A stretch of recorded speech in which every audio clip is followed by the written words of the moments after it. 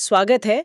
आज हम पिछले हफ्ते मतलब 13 से 22 जून 2025 के बीच इज़राइल, ईरान और अमेरिका के दरमियान जो तनाव तेजी से बढ़ा, उस पर गहराई से चर्चा करेंगे। जी बिल्कुल। हमारे पास इस पर कई रिपोर्ट्स और विश्लेषण है।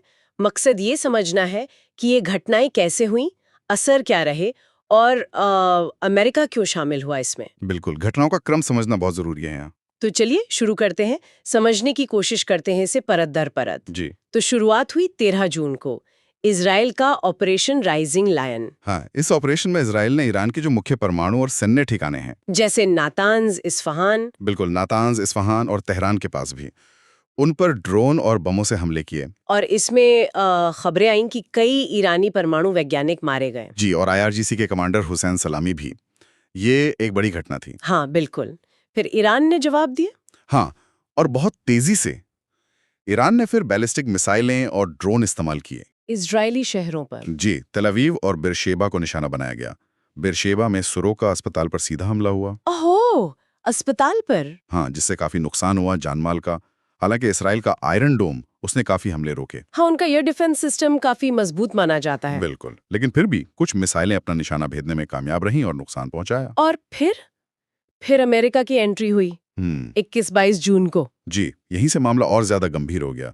अमेरिका सीधे तौर पर शामिल हो गया। अमेरिकी B-2 बॉम्बर्स, वो स्टील्थ वाले। हाँ, B-2 स्टील्थ बॉम्बर्स, पनडुब्बियों से टॉमाहॉक मिसाइलें दागी गईं और वो बंकर बस्टर बॉम्ब भी। बंकर बस्टर मतलब जो जमीन के अंदर के ठिकानों को निशाना बनाते हैं। बिल्कुल, इनसे ईरान के परमाणु ठिकानों फोर्डो, नातांज, इस्फहान पर हमला किया गया। तो अमेरिका का इरादा क्या था, मतलब घोषित तौर पर? देखिए, अमेरिका का घोषित लक्ष्य तो साफ था, ईरान की परमाणु हथियार बनाने की क्षमता को खत्म करना। सत्ता बदलना नहीं। नहीं, सत्ता परिवर्तन का जिक्र नहीं था। और ये जो B-2 और बंकर बस्टर का इस्तेमाल हुआ, ये दिखाता है कि निशाना सिर्फ ऊपरी ठिकाने नहीं थे।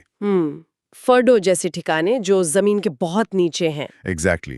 तो ये एक तरह से अमेरिका की उस बड़ी रणनीति का हिस्सा लगता है, जिसका मकसद है ईरान को किसी भी हालत में परमाणु शक्ति बनने से रोकना। और इसका जमीनी स्तर पे क्या असर हुआ, लोगों पे? असर बहुत गहरा पड़ा है। ईरान में खासकर तेहरान से लाखों लोग उत्तर की तरफ भागे हैं। एक बड़ा आंतरिक विस्थापन हुआ है। ओह, ये तो बड़ी मानवीय त्रासदी है। बिल्कुल, और दोनों तरफ नागरिक ठिकानों, जरूरी सेवाओं जैसे अस्पताल, बिजली घर, इनको नुकसान पहुंचाया। आर्थिक असर भी हुए होंगे, तेल की कीमतें। हाँ, तुरंत तेल की कीमतें बढ़ी, कई उड़ानें रद्द हुईं और पूरे खाड़ी क्षेत्र में मतलब एक बेचैनी और तनाव का माहौल बन गया। फिर दुनिया भर से क्या प्रतिक्रिया आई, UN वगैरह?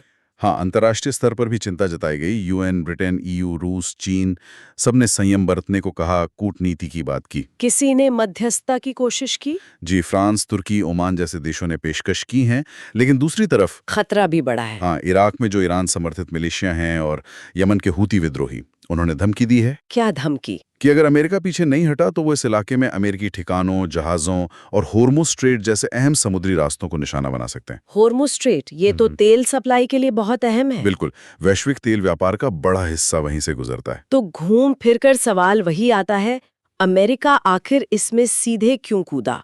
सिर्फ परमाणु कार्यक्रम की वजह से? देखिए, वजहें कई हैं।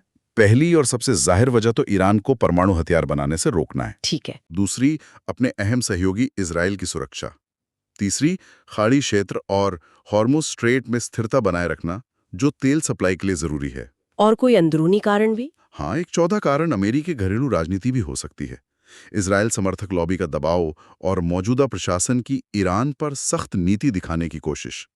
तो ये सब मिला जुला असर है। कुछ एक्सपर्ट्स तो कह रहे हैं कि ये लड़ाई लंबी खिंच सकती है, इराक या अफगानिस्तान जैसी। हाँ, ये चिंता बिल्कुल जायज है और इसमें आम नागरिकों को बहुत भारी नुकसान उठाना पड़ सकता है। ये एक बड़ा सवाल भी खड़ा करता है, क्या इन हमलों से ईरान की परमाणु क्षमता सचमुच खत्म हो गई? ये बहुत अहम सवाल है।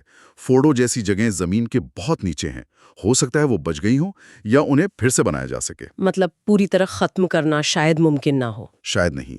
और इसके अलावा प्रॉक्सी युद्ध का खतरा है, जैसे हिजबुल्लाह या इराकी मलेशिया के जरिए, और समुद्री तनाव बढ़ने का खतरा भी बना हुआ है। तो संक्षेप में कहें तो इजराइल ने शुरुआत की, ईरान ने जवाब दिया, और अब अमेरिका के सीधे शामिल होने से एक बड़े क्षेत्रीय संघर्ष का खतरा मंडरा रहा है। बिल्कुल, अभी तो कोशिश यही है कि तनाव कम हो, कूटनीति का रास्ता निकले। लेकिन एक बात सोचने वाली है, अगर फोर्डो जैसे ठिकाने सैन्य हमलों से बच सकते हैं या दोबारा बन सकते हैं, तो भविष्य में किसी भी निरस्त्रीकरण समझौते की गारंटी कैसे होगी? उसे लागू कैसे किया जाएगा? ये तो एक बहुत बड़ी चुनौती है। हाँ, ये एक बड़ी चुनौती बनी रहेगी जिस पर दुनिया को आगे सोचना होगा।